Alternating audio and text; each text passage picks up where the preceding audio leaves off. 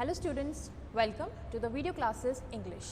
This is your English teacher of 10th standard from St. Norbert Senior Secondary School, Damoh.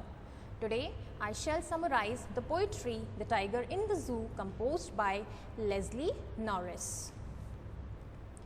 But before going ahead, I want my students to please understand the objectives of the poem. So, to understand the importance of freedom, to understand the danger of deforestation and blessings of forestation, to understand that all animals will be happy in their natural habitat, to understand that it is the responsibility of present generation in preserving the environment and the earth. So, here we have our recapitulation part with the introduction. I want my students to please listen carefully and watch the video attentively. This poem contrasts a tiger in the zoo with the tiger in its natural habitat. The poem moves from the zoo to the jungle and back again to the zoo. The poem provides a contrast in the mood and environment of a tiger when he is in the zoo and a tiger when he is in the forest. In the zoo, he has no freedom. He is kept in a cemented cell behind the bars.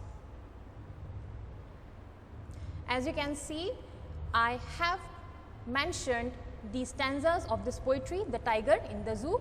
I want my students to please open your book to take the references if you are not able to see precisely the stanzas on the screen. So, let's get started with the summarization.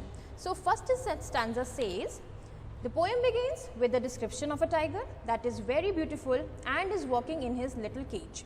He has beautiful strips on his skin and has velvet like soft paws.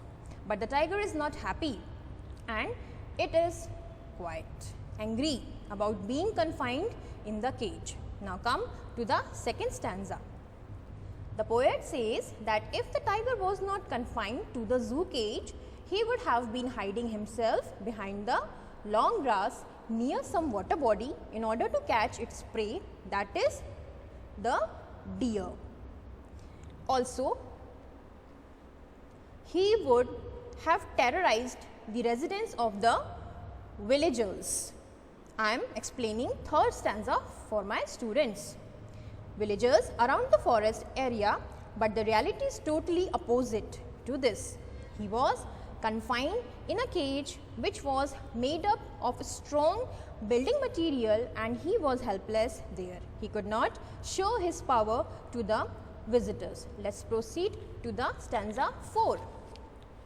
Stanza 4 says, the tiger is described as being powerless and agonized by the poet. He says that during night also he is alone, hearing the voice of the patrolling vehicles of police and looking at the stars. The cage life has totally changed the tiger's personality.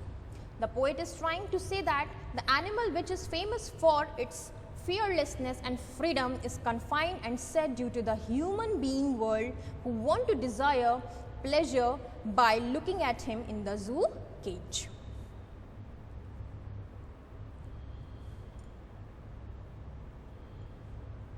Now come to the conclusion.